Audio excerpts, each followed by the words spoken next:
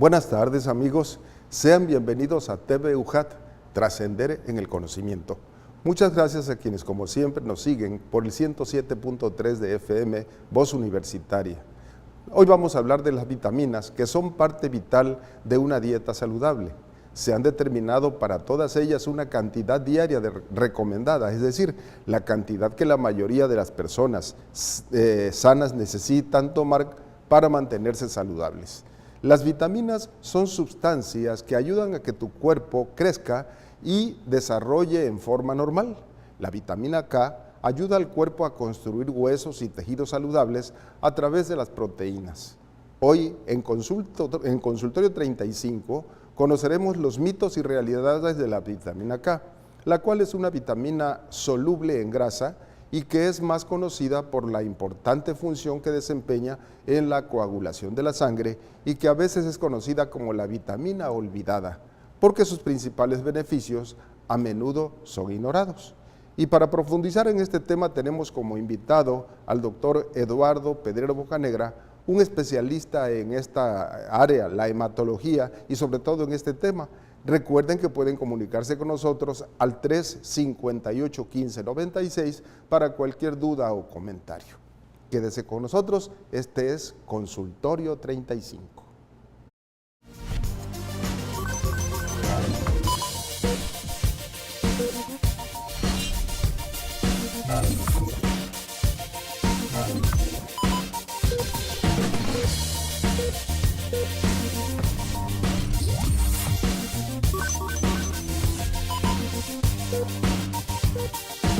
Expertos compartiendo la salud. Se les solicita para iniciar Consultorio 35.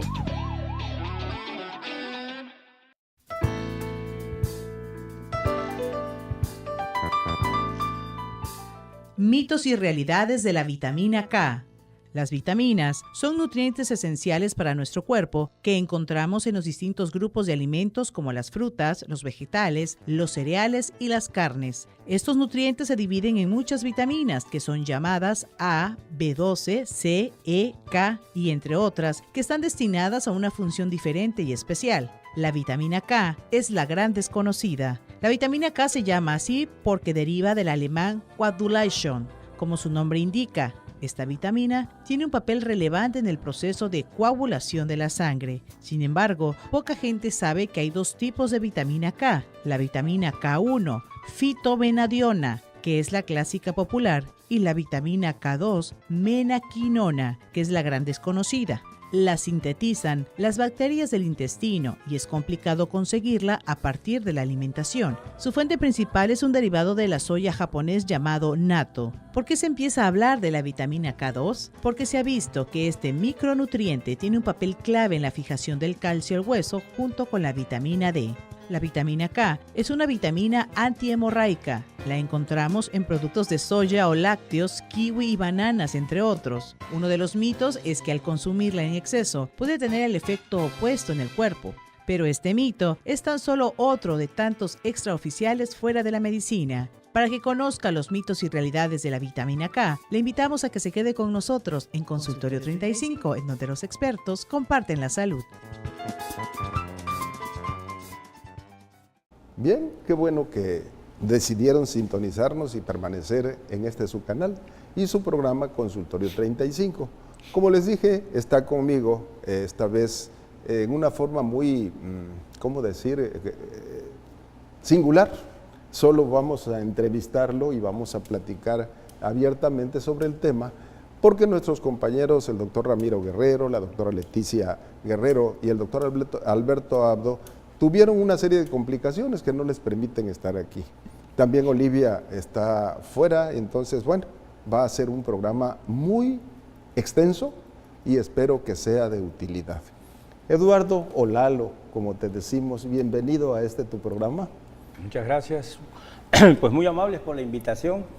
Vamos a tocar un tema que para mí es muy preocupante. Preocupante porque las fantasías, las irrealidades y las verdades de la vitamina K no se han entendido bien. Desde antes que yo me dedicara a esto de la hematología. Yo también usé la vitamina K, ¿no? Todo enfermo que llevaba sangrando hay que había que ponerle vitamina K. ¿Y por qué le poníamos vitamina K? Porque lo dijo Juan. ¿Y por qué lo dijo Juan? Juanito. Porque lo dijo Pedro. ¿Y por qué lo dijo Pedro? Porque lo dijo su compañero. Fíjate, aquí me recuerdas en mis clases de farmacología que las vitaminas aminas son aminas para la vida, de ahí el nombre de vitaminas. Claro. Y las liposolubles, me recuerdo la mnemotecnia A, D, E, Y K. K. Y por ser la última, a lo mejor por eso es que la hemos olvidado. A, D y K, vitamina liposoluble, ¿verdad? Entonces, esta vitamina K se usa en una forma desmedida. En los hospitales, en todo paciente que sangra vitamina K, como si fuera la panacea. Y eso no es así. Primero hay que entender cuál es el mecanismo de la hemostasia para comprender en qué medida y en qué momento la vitamina K tiene su verdadera utilidad. Me voy a permitir aclarar para nuestro público que no es médico algunos términos que él acaba de utilizar. En medicina utilizamos panacea, que significa que cura todo. Y eso, pues ya dijo él, no es así. Es un término griego que, bueno, se metió en nuestro léxico y lo utilizamos habitualmente. Y también es cierto que si ustedes no conocen el término, nos pueden llamar para que les aclaremos alguna cosa. Adelante, maestro. Sí, para poder entender este mecanismo, lo primero que hay que entender y voy a tratar de ser lo más didáctico posible, ¿verdad? Para que se entienda. Primero, ¿qué cosa es la hemostasia? La hemostasia la definimos como la serie de mecanismos anatómicos, fisiológicos y bioquímicos que el organismo pone en juego para parar una hemorragia. Eso se llama hemostasia. ¿Cuándo se produce una hemorragia? En el momento que hay una lesión Lesión de un vascular, vaso, eso es. en ese momento. Ahora, la hemostasia se compone de dos partes, una que se llama hemostasia primaria y la otra hemostasia secundaria o coagulación propiamente dicha. La hemostasia primaria es, se lesiona el vaso en un mecanismo reflejo se contrae y entonces empiezan a esa solución de continuidad empiezan a adherirse las plaquetas que son células de la sangre, como son los glóbulos rojos y como son los glóbulos blancos. Las plaquetas también llamadas trombocitos. Trombocitos. Se empiezan a adherir a la lesión, se llama adherencia plaquetaria o adhesión plaquetaria, y luego viene otro mecanismo que se llama agregación. Esas mismas plaquetas agregan más plaquetas y se forma lo que se llama el tapón plaquetario. Eso se conoce como hemostasia primaria. Si la lesión no era muy grande, el organismo con eso basta para que ya no pierda más sangre. No. Una vez que se adhirieron las plaquetas y se agregaron, se formó el tapón plaquetario, empieza lo que se llama la hemostasia secundaria o coagulación propiamente dicha. En esta coagulación intervienen unos factores que se llaman factores de la coagulación, que son proteínas que se encuentran en el plasma de todo ser vivo. Recuerdo que eran un número determinado. Sí, ¿Cuántos son? 13 factores de la coagulación, ¿verdad? El 1 fibrinógeno, el 2 protrombina, el 3 tromboplastina tisular, el 4 calcio, etcétera, el 8 factor antihemofílico A, el 9 factor antihemofílico B, etcétera, etcétera. Entonces, todos estos factores en un determinado momento, por una serie de mecanismos, empiezan a convertirse de inactivos en activos. Y al momento que se convierten en activos, empiezan a formar una malla alrededor de ese coágulo de plaquetas y eso se llama una malla de fibrina. Me voy a ir un poquito más hacia atrás para fines de claridad. La sangre es un tejido y es un tejido excepcional puesto que es un tejido líquido. Tiene elementos formes en su interior. Ya dijo el doctor que los glóbulos rojos, los glóbulos blancos y las plaquetas son los elementos formes. Pero está todo eso suspendido en un líquido muy especial que se llama plasma, en donde están disueltos estos elementos que él nos acaba de enumerar. Entonces tenemos que pensar en que es activa la coagulación en que está programada netamente para que cumpla su cometido. Sí. Entonces, al momento que se forma la malla de fibrina con estos factores, bueno, se forma ya el coágulo sólido, firme, ¿verdad? Existe una proteína que es el factor 13 de la coagulación, que se llama factor estabilizador de la fibrina. Ese coágulo, ya por medio de ese factor, se estabiliza, se hace firme y cumple su función. ¿Cuál es la función? Tapar. Eso es. Ya cumplió su función. Malla de fibrina, malla de fibrina, son exacto. Como filamentos que se entretejen. Es una malla Eso es. de fibrina, que es el paso final. Entonces, esa fibrina tiene que estabilizarse, tiene que hacerse firme por medio de ese factor que se llama factor estabilizador de la fibrina, que es el factor 13 de la coagulación. Decíamos que cuando se lesiona un vaso, entonces todo este proceso se lleva a cabo para que deje de sangrar. Pero ya se hizo un trombo, ya ahí hay un obstáculo para la circulación. Claro, ese trombo no puede ser eterno, ese trombo no puede seguir creciendo.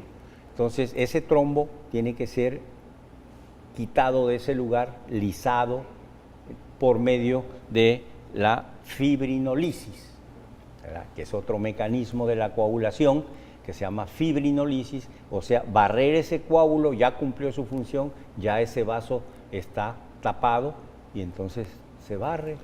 Lisis significa destrucción. Ya cumplió su cometido, ahora hay que eliminarlo para que no sea un obstáculo. Claro, ¿verdad? claro. ¿Y luego? Entonces, ya se reinstala nuevamente la función, ¿verdad? Ahora, todo este mecanismo es lo que se conoce, lo que decía yo anteriormente, como hemostasia, ¿verdad? Ya cumplió su función. Ahora, si llega un paciente sangrando, entonces yo tengo que saber por qué le pongo vitamina K. Repito, no es la panacea. Y desafortunadamente, yo lo hice, yo lo pensé, yo lo usé. En esos factores de la coagulación, ¿qué lugar ocupa? Claro, el lugar ocupa en que existen 4 factores de la coagulación que se llaman vitamina K dependientes. Es decir, la vitamina K tiene que efectuar en la célula hepática una serie de mecanismos que se llaman beta-carboxilación de los residuos de ácido glutámico de esos factores, que son 4, el factor 2, el factor 7, el factor 9 y el factor 10. Esos se llaman vitamina K dependientes. Vamos a ir a un promocional y regresamos luego con ese interesante tema. Regresamos.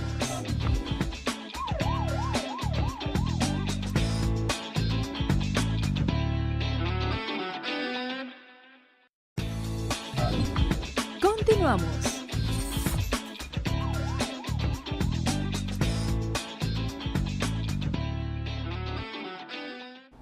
Nuevamente con ustedes en Consultorio 35 con el tema los mitos y realidades de la vitamina K, en la voz de nuestro maestro, el doctor Eduardo Pedrero Bocanegra, quien es hematólogo orgullosamente UJAT. Fíjense que él fue el segundo médico que tituló nuestra universidad como médico cirujano. Eso es un galardón que no te lo puedes quitar nunca.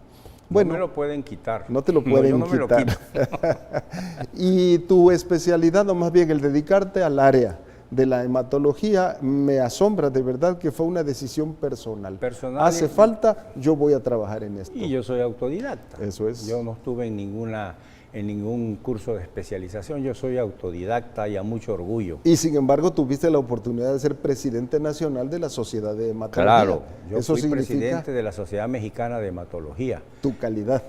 Y me ha ido bien. Claro, claro. Y estoy muy orgulloso de ello. Y los alumnos te quieren mucho. Yo estoy muy orgulloso de todo esto que he hecho en mi vida, ¿no? ¿Cuántos años llevas dando la asignatura? Desde 1968. 50 años. Ay Dios. 50 años. Muy bien. Bueno, estábamos hablando entonces de que ya se hizo el trombo y va a venir la fibrinolisis a eliminarlo. Claro. Adelante. Ahora, ¿en qué momento esos factores dependientes de vitamina K son los factores que necesitan la vitamina K para poder ser activos, para poder actuar en ese mecanismo de la coagulación. Entonces, ¿cómo se activan? ¿Cómo se vuelven de inactivos, cómo circulan activos para hacer el trabajo que les corresponde en la coagulación? Entonces, en ese momento, la vitamina K en la célula hepática, ¿verdad?, va a hacer una gamma carboxilación de los residuos de ácido glutámico de esos factores, y eso los hace que se conviertan en activos. Para eso es la vitamina K. Como quien dice, tiene un trinche que les dice ahora cuántos a trabajar. Exactamente, y son 4 factores. El factor 2, que es la protrombina, el factor 7, que es el factor estable, el factor 9, que es la globulina antihemofílica, y el factor 10, que es el Stuart-Prowler. Fíjense, 3 de ellos los oímos frecuentemente, pero este último para mí es novedoso. Sí, el factor 10, que es el factor que va a estimular protrombina para que se convierta en trombina. La trombina actúa sobre el fibrinógeno para convertirlo en fibrina, que es el paso final de la coagulación, la malla o el coágulo de fibrina.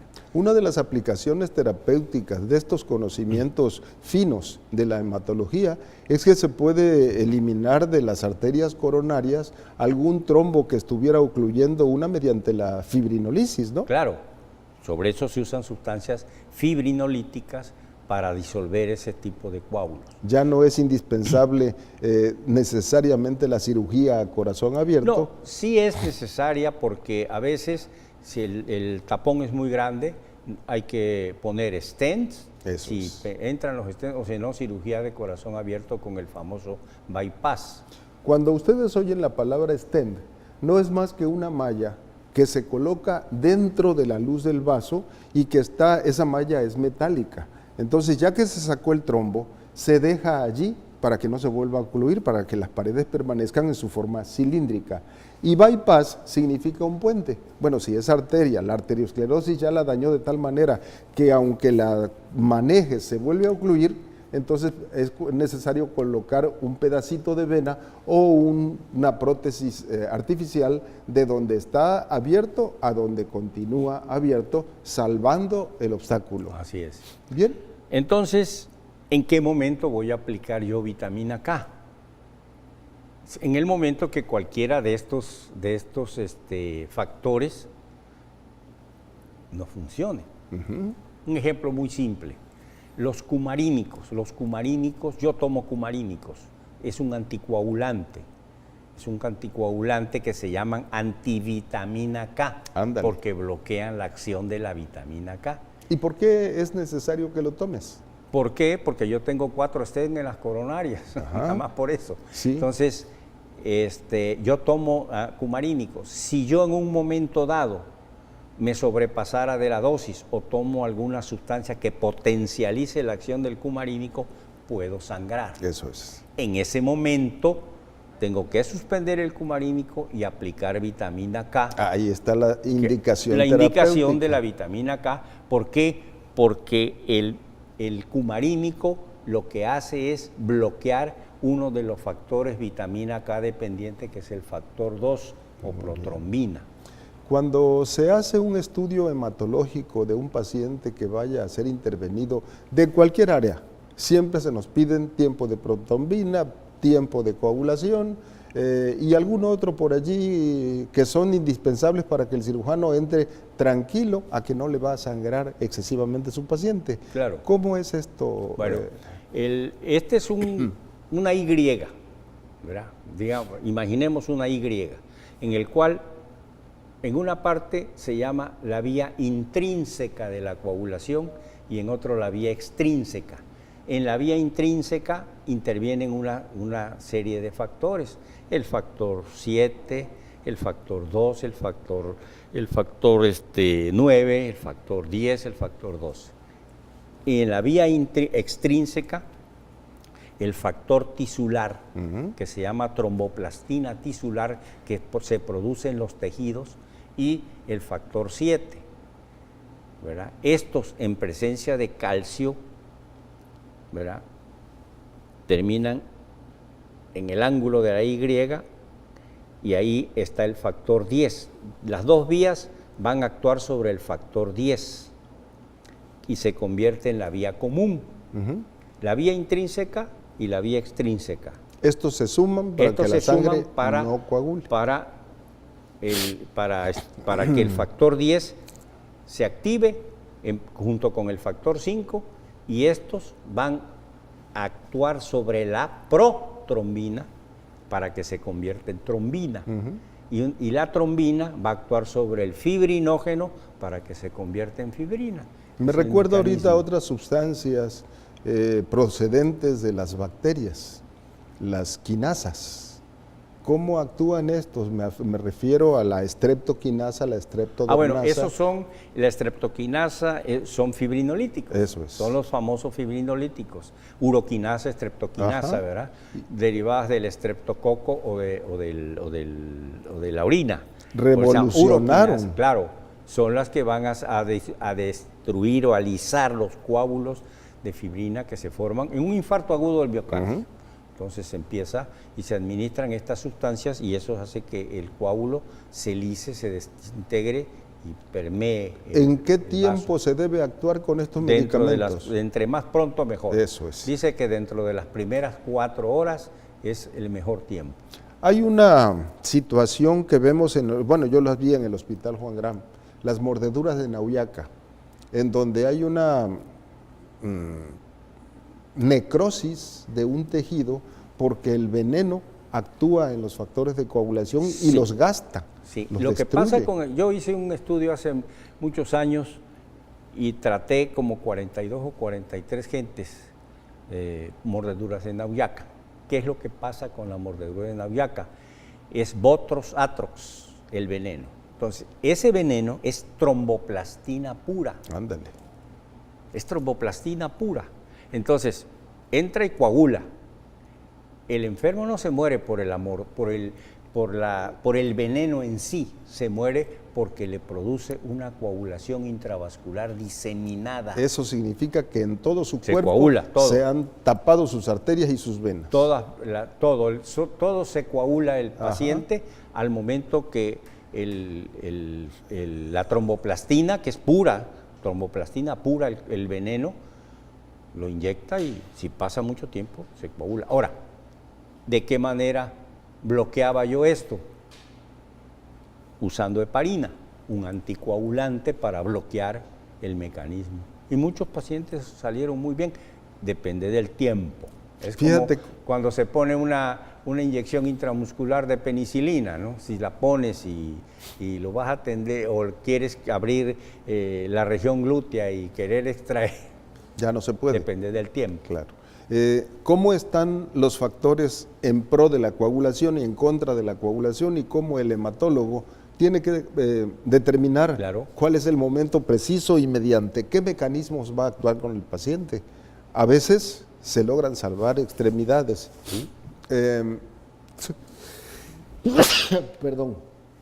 ¿Sobre qué área vamos a trabajar de los mitos de la vitamina K?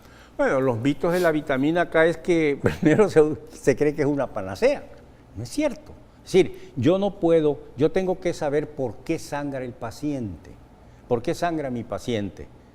Porque el paciente no le puedo poner vitamina K a un paciente que está sangrando porque no tiene plaquetas.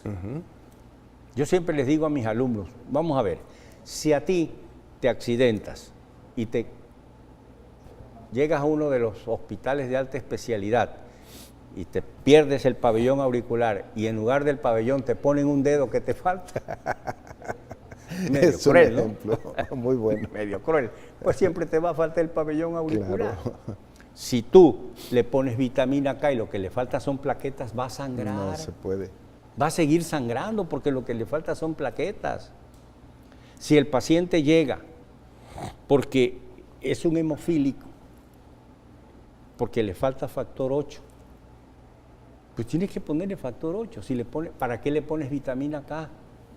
Hoy ya están purificados y seleccionados cada uno de los factores Sí. y los puedes disponer en el comercio. Claro. Pero recuerdo que en algún tiempo se utilizaba plasma fresco.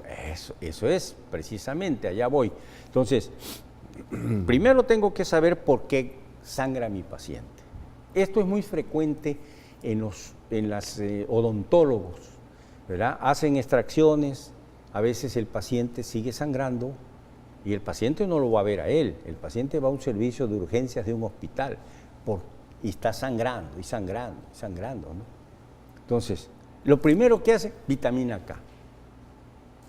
Yo les pregunto, bueno, ¿por qué? ¿Por qué? ¿Y qué? ¿Por qué le pones vitamina K? Primero ábrele la boca y ver de dónde sangra. Claro. Si hay un vaso que esté abierto, pínzalo y se acabó. Yo tuve una experiencia de esas cuando yo trabajaba en la clínica Guadalupe. A mí me llegó un paciente casi chocado por 3 días de sangrado por extracción de un molar, ¿verdad? Entonces el paciente me decía, doctor, es que tiro unos coágulos de este tamaño. En ese momento me está diciendo que no tiene problema de coagulación, Claro, si ahí está el coágulo. Eduardo, vamos a otro corte promocional y regresamos en Correctísimo. un instante. Amigos, Adelante. no se retiren. Regresamos.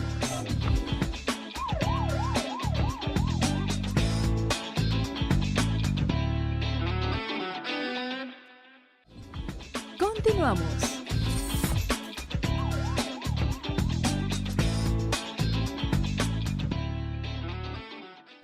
Qué bueno que nos continúan sintonizando en este su programa Consultorio 35 en su canal 35.1 de TV UJAT. La razón de este programa es quitar algunos mitos que existen y realidades que también existen del uso de la vitamina K.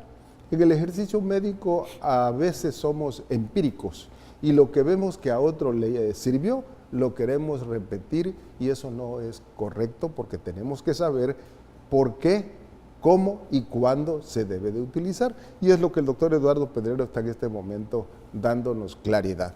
Adelante, Bien. maestro. Pues te platicaba de este paciente, ¿no? Entonces, el momento que me dice el paciente, tengo 3 días sangrando, tiene unos coágulos, es un problema de coagulación desde ahí.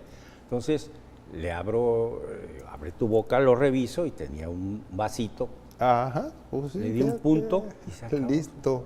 Ahí se solucionó el Mago, problema. brujo. Y ya lo habían visto en 2 o 3 partes y lo venían, ya le habían puesto no sé cuántas Unidades ampolletas de sangre. vitamina K. Ah, bien. No, ojalá hubiese sido sangre o plasma, tampoco va a dejar de sangrar porque es un vaso, Claro. no es problema de hemostasia ni de coagulación. Es mecánico el Claro. asunto, nada más. Entonces, el problema de la vitamina K también es que no sabemos que la vitamina K es liposoluble y la comercial es hidrosoluble. Ah, carambas. Entonces, actúa menos.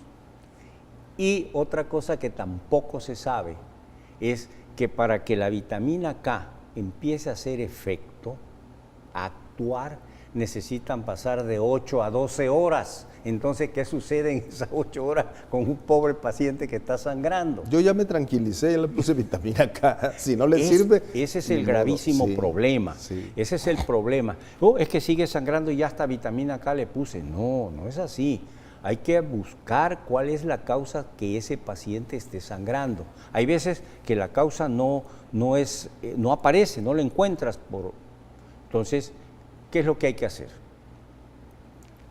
Tomarle una muestra y ponerle plasma fresco. ¿Por qué? Porque en el plasma fresco van todos los factores de la coagulación.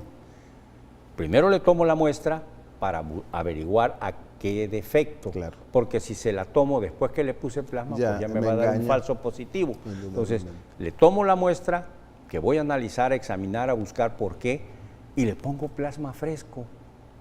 En los Con eso Cuidados. paro toda hemorragia. En los cuidados neonatales es importante el aplicar la vitamina K según se dice tradicionalmente. Sí. Esto se aplica porque en los niños prematuros su flora intestinal todavía no está, la flora intestinal normal no está totalmente instaurada, ¿verdad? Que es la productora de vitamina K.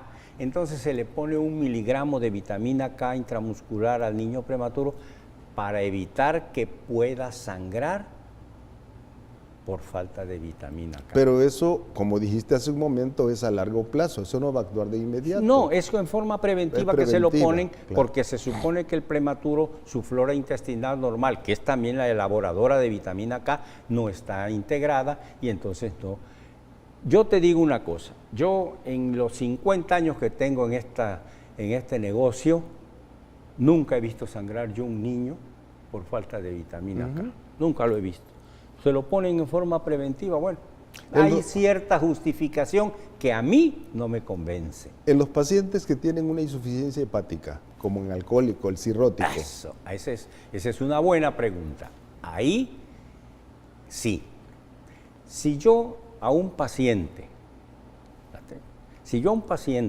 cirrótico le pongo vitamina K y me corrige, entonces esa célula hepática todavía funciona.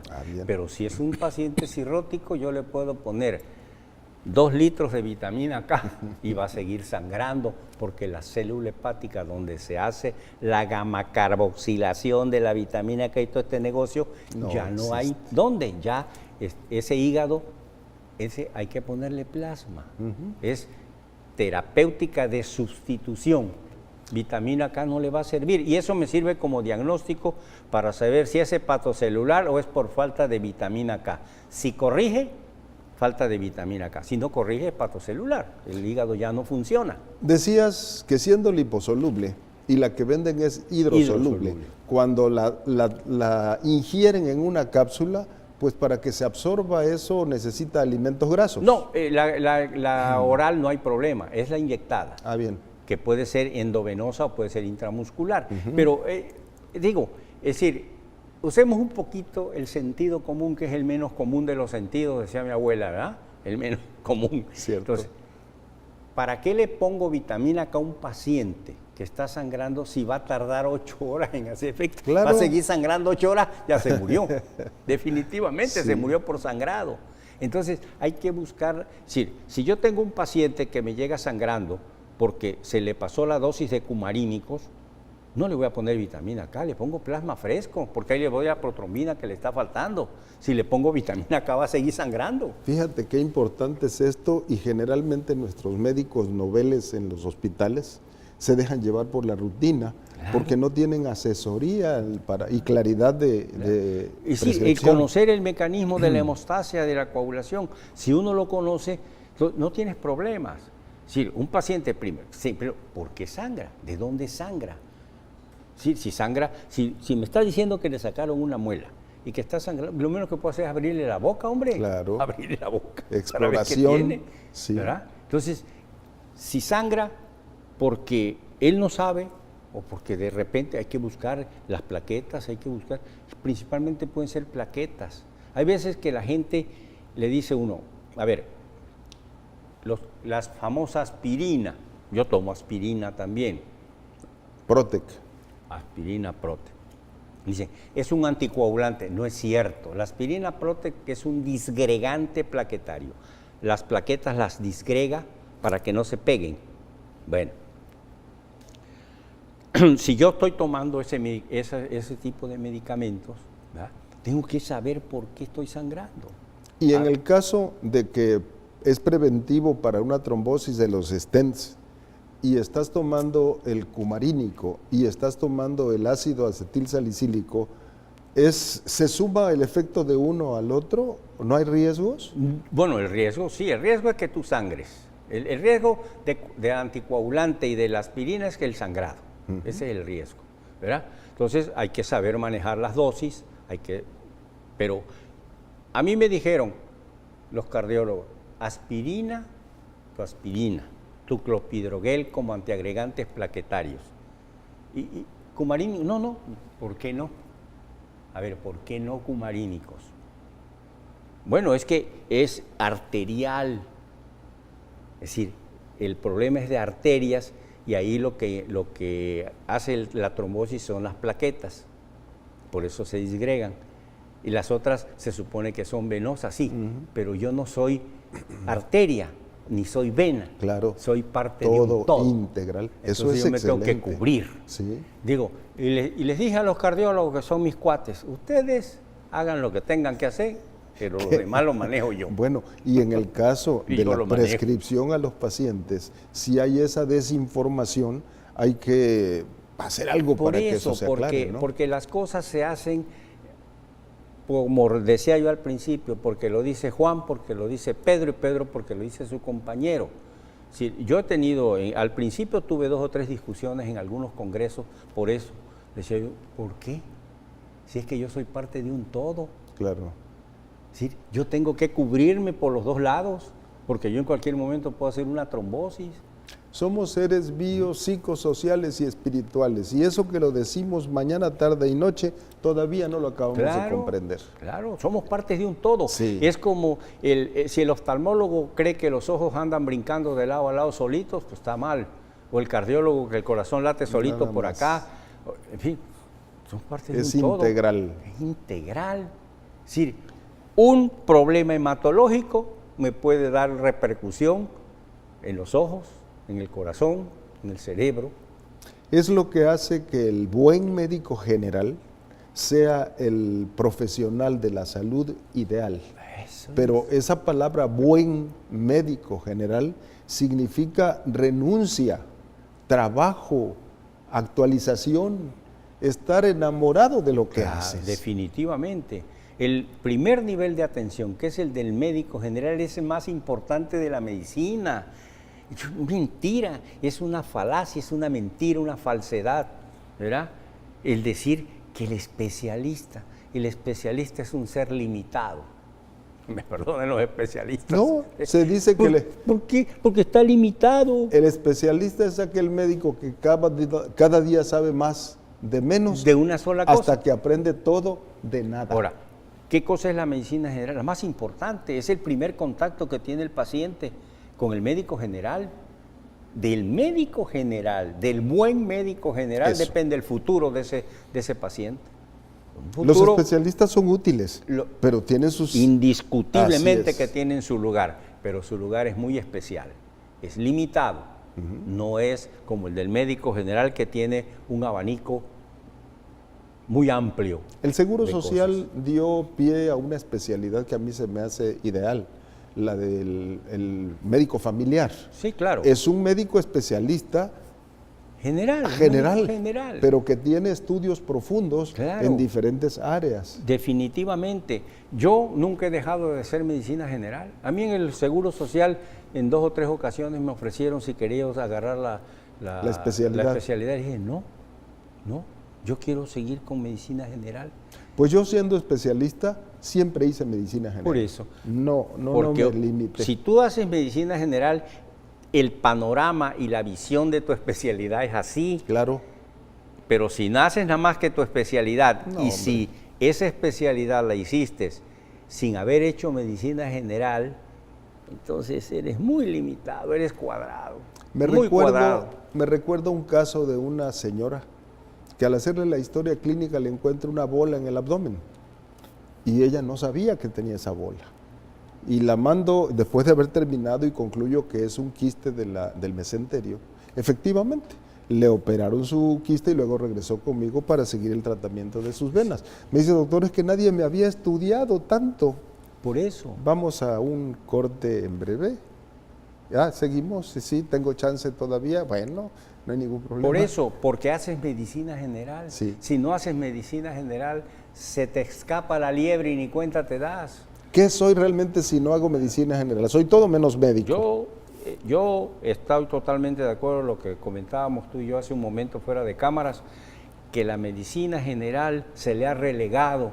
Vamos No, a seguir con esto en nuestra última segmento, porque ya se nos acabó el tiempo. Regresamos.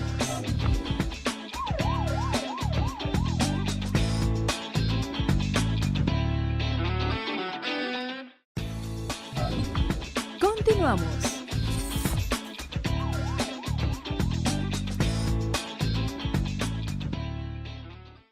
Consultorio 35 en su canal 35.1 de TV UJAT, con el tema mitos y realidades de la vitamina K, en la voz y el conocimiento extraordinario de un hombre que ha dedicado su vida a la hematología, el doctor Eduardo Pedrero Bocanegra. Pero me complazco que ya se une a nuestro equipo el doctor Ramiro Guerrero Pérez, que por razones de sus múltiples ocupaciones no pudo estar antes. Pero qué bueno, bienvenido, Ramiro. Muchas gracias, don Eduardo, maestro Pedrero. Es un honor tenerle aquí en este set. Y pues estoy oyendo de que la vitamina K. Yo recuerdo allá hace mucho tiempo que pues prácticamente a todos los bebés tenían que pasar a fuerza por el primer piquete, porque pues se aplicaba desafortunadamente con una inyección, ¿sí? un mililitro de vitamina K. Y hoy cómo vamos, hoy ya... Vamos igual, desafortunadamente, Oh, Dios vamos mío. igual que hace 50, 60 años, desafortunadamente. Sí, es cierto. Y no solo a los niños, a los adultos, a las mujeres, a los jóvenes, a los viejos, todo el que tiene un problema de sangrado, vitamina K. Y lo comentábamos aquí con Eduardo, de que pensamos que la vitamina K es una panacea. La vitamina K tiene sus indicaciones muy precisas. Es buena cuando se debe de usar y en la forma que se debe de usar. Pero hay cosas que por desconocimiento se hace pensando que la vitamina K lo cura todo y que va a parar todas las hemorragias. Y eso no es así. En primer lugar, les comentaba yo, Eduardo, que la vitamina K, para que empiece a hacer su acción o actuar adecuadamente en un proceso de hemorragia, necesitan pasar de 8 a 12 horas. Efectivamente. Entonces yo le pongo una inyección de vitamina K a un paciente y me espero ahí a que se me muera desangrado y Sí. porque le puse vitamina K. Entonces, son cosas que se desconocen. Claro. Segundo, la vitamina K es liposoluble y las comerciales son hidrosolubles, actúan menos, tienen menos acción. O sea, que son más amigables con las grasas. que Claro, con definitivamente. el agua, Entonces, toda esa serie de cosas que se ignoran y que la vitamina K, pues yo no se la puedo aplicar a todo paciente que sangre, yo tengo que ver cuál es la causa de ese sangrado. Claro. Si es porque le faltan plaquetas, si es porque es hemofílico, si porque tiene una enfermedad de von Willebrand, si porque, etcétera, etcétera, Podríamos etcétera. abundar, no sé, así rapidito. Las alternativas, si es, por ejemplo, no nos va a funcionar la vitamina K en lo que es un problema en el cual la plasmaféresis hay que hacerla o hay que agregar plaquetas, o en el caso de los otros padecimientos en el cual hay que meter un factor, Claro. un factor 8 para ¿cómo se llama? La hemofílica, la parte hemofílica, o también el otro de Willebrand. ¿Qué tenemos para Claro, ¿Qué? lo que hay que hacer es, si yo le pongo vitamina K a un paciente que no la necesita, lo que voy a hacer es elevarle sus niveles de protrombina y lo puedo hacer que presente una trombosis. Así es. Estoy rompiendo un equilibrio. Voy a coagular la sangre. ¿Sí? No la voy a, claro, la voy a coagular por exceso de protrombina con vitamina K, porque el paciente no tiene problemas de vitamina K, el paciente tiene problemas de plaquetas o tiene problemas de que un vaso está roto y está sangrando el vaso y con un punto se quita el problema. Entonces, esas cosas que tienen que saber y que yo en eso me preocupo mucho en la Escuela de Medicina con los alumnos de explicarles bien esto y de que lo entiendan, y los tengo amenazados, así amenazados. Al primero que yo vea en el hospital recetándole vitaminas con paciente, ya me van a escuchar mi boquita. Que me explique por qué. Y ya me va a explicar, No, escuchar la lo que boquita, pues. Entonces, todas esas cosas, ¿por qué? Porque tienen que entenderlo, pero desafortunadamente se sigue esa rutina, esa rutina de no querer aprender, de no querer buscar, de no querer decir, vitamina K, vitamina K, vitamina K. Y es que hay otra cosa, Lalo. Nosotros en el hospital dependemos mucho del soplido de la enfermera. Claro. Y ellas están acostumbradas a hacerlo por rutina. Claro. Y dice, doctor, póngale esto. Y el Claro. otro que no piensa, le hace caso. Claro, es como el que se deja llevar por el representante de medicinas que llega y te dice que lo que trae es lo mejor del mundo y lo empieza a recetar. La última maravilla. Tú como médico tienes que saber y entender y analizar y revisar y estudiar el porqué de las Claro. cosas. Entonces, el que conoce el mecanismo de la hemostasia y la coagulación no tiene problemas, no tiene ningún problema. No se trata de ese conformismo y eso. Pobrecito, se murió y hasta vitamina K le puse. Sí. ¿Qué efectos adversos tendría el aplicar la vitamina K? Aparte de que no va a funcionar porque no está indicada, ¿tiene algún perjuicio el que la hayan hecho? Claro, le puede provocar una trombosis. Yo le voy a elevar sus niveles de protrombina, ¿verdad? Que es una de las, y del factor 7 y del factor 9. Con la dosis de 1 miligramo. Bueno, es que depende. Afortunadamente le ponen pocas dosis. Sí. Sí, pero si le están o se lo dan tomado y lo tienen tomando 8 o 15 días, le puedo provocar una trombosis, le estoy rompiendo un equilibrio. ¿Por qué? Porque no necesita vitamina K. ¿Para qué no? El problema no es de vitamina K, el problema es de plaquetas, el problema es de factor 5, el problema es de factor 11, en fin, tengo que buscar la causa. El perfil hematológico que se requiere para tener precisión de un paciente postoperado, de cualquier parte en donde intervienen los factores de coagulación, ¿qué seguridad te da? El perfil hematológico. Le vas a pedir que... Le pide sus pruebas de rutina, tiempo de protrombina, tiempo de tromboplastina parcial activado, tiempo de trombina, fibrinolisis, plaquetas, tiempo Niveles de sangrado, plaquetas no. y listo. Con eso te cubres, tienes un margen muy grande cubierto, ¿no?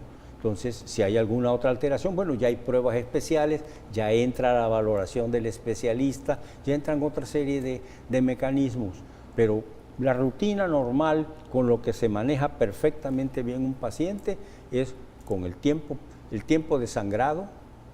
Que sigue siendo útil, fíjate, fue de los primeros. ¿Sí? Que Tiempo se de hicieron. sangrado, las cuentas de plaquetas, el tiempo de tromboplastina parcial activado, el tiempo de protrombina y el tiempo de trombina. Y la fibrinolisis, porque es una parte de la coagulación, es parte de, es que es un todo. Un estudio integral. Es integral. Entonces, eso te da a ti una gran seguridad en el manejo de tu paciente. Cuando se va a operar una cirugía grande como las de cadera o la próstata o en las cesáreas, se ha dicho que hay necesidad de adelantarse a una coagulopatía de consumo en una cirugía tan amplia. ¿Qué es No eso? tanto a coagulopatía de consumo, sino a trombosis. Trombosis. Y ellos como traumatólogos lo saben. Cirugía de rodilla y cirugía de cadera son altamente trombosantes. Entonces hay que anticoagular al paciente. Eso es. Lo tienes que anticoagular y lo tienes que anticoagular a veces durante varios meses. Y hoy hay hoy se están utilizando nuevas tecnologías con ¿cómo se llama? Nuevos medicamentos. Sí, en los cuales nuevos medicamentos que no son anticoagulantes, Así son es. antitrombóticos. Ahí cambia el Exactamente. concepto. El anticoagulante, el antitrombótico Sí. es el que te va a bloquear, por ejemplo, factor 10. Donde se une la Y, ese factor 10 te lo bloquea, Exacto. no hay problema. Otros te bloquean directamente la trombina, que es la generación de la fibrina. warfarina fue una de las Entonces, generaciones primeras. al primero se usó la warfarina, que ya no se usa. Ahorita se usan los antitrombóticos, que hay un mundo, Sí. ¿verdad? Entonces, eso es, ¿por qué? Porque ciertas cirugías como la de rodilla y la de cadera, Ramiro sabe mejor que yo de estas cosas, es muy trombosante. Sí, es una complicación. Es muy y es la más temible de las Y complicaciones. ahí la vitamina K no. Pues para nada. Nada Si que quieres, ver. puedes, para ayudarlo a trombosar, ponle una vitamina No, K. nada que ver. No, yo creo que el conocimiento, yo creo que su preocupación siempre ha sido de que pues nuestros educandos tienen que estar actualizados, Claro. tienen que estar sabiendo de las Y cosas que el nuevas. médico general, el médico especialista, el odontólogo, tiene que saber que no se trata de vitamina K, por Dios. Se trata de ver cuál es la causa. No ponerle vitamina K a todo mundo, Claro. y que cree que la vitamina K es la maravilla y volvemos a lo mismo, aunque sea repetir, la panacea. No es cierto eso. Hay que buscar la causa. Cuando es vitamina K, adelante. Como en todo caso, en medicina lo importante es el estudio. Claro. Si tú no estudias a tu paciente, vas a tener muchas Vas al posibilidades fracaso rotundo. de que el Total. paciente la lleve. Y desgraciadamente el que lo sufre es la parte más débil, el Claro. paciente. Claro, Pero es el que yo paciente. he usado eso 30,000 veces eso, y nunca ha pasado nada y ahora no sé qué pasó. Ahora no sé qué sucedió. Hay arbitraje médico, te lo voy a Tenemos decir. tenemos que entender de que la individualidad de cada paciente. Miren, hay una cosa, el otro día yo comentaba que estuve, hace 8 días estuve en Puerto Vallarta en el Congreso Nacional de Hematología. Y comentábamos con unos amigos y alguien decía, ¿no? Y molesto además, es que en un hospital, cuando un enfermo está sangrando, hay problemas de sangrado, ¿a quién creen que hablan para la interconsulta? Pues al médico hematólogo. internista, El no al internista. hematólogo. Al hematólogo. Sí. No al hematólogo, hablan al médico Al internista. internista, sí. Y él por eso se molestaba. ¿Cómo es posible? El médico internista tiene su área muy Claro. específica. Yo creo que lo Pero mandan. ¿a quién vas a hablar si está sangrando un paciente para que te resuelva el problema? Pues hombre, al que conoce un poquito más de estas Claro. cosas. Es como los escopetazos, ¿no? Es famoso. Le das todos los Eso antibióticos es. para ver Es cuál pega. El famoso escopetazo. Exacto. Si no le pego a una, le pego a otra. Así es. Bueno, yo pensaría un poquitito más, agudizando más eso que se está comentando. No todos los hospitales tienen hematólogos, digo, de la calidad sin dejar de disminuir a nadie. ¿Sabe? Pero fíjate que hay varios hematólogos ya en la Sí, ciudad. hay muchos Y hematólogos. casi- Se habla del médico internista, siempre se recurre a él por una simple y sencilla razón, en que pues él es el Sherlock Holmes para buscar dónde está el sangrado. Pero el internista se distrae en demasiadas cosas. Claro, por Entonces no supuesto. puede ser. Ha sido, maestro, una tarde muy agradable. Te agradezco mucho que hayas aceptado la invitación. Ramiro, qué bueno que estás con nosotros. Y entonces, amigos, espero que nos sintonicen en la próxima semana, porque este programa, Consultorio 35, le promete más en cada ocasión. Ramiro, ¿te quieres Pues despedir? vine a decir amén, porque ya nada más vine al final de la plática, lo venía oyendo yo por la radio, excelente. Pues un saludo, nos despedimos de ustedes, amigos. Pues Eduardo. muchas gracias por la invitación y esperemos encontrarnos otra vez, pero es que no da mucho chance ustedes de sorpresa. Eso Hasta es lo que luego, pasa buena también. tarde. Gracias. Muy buenas tardes. Muchas gracias.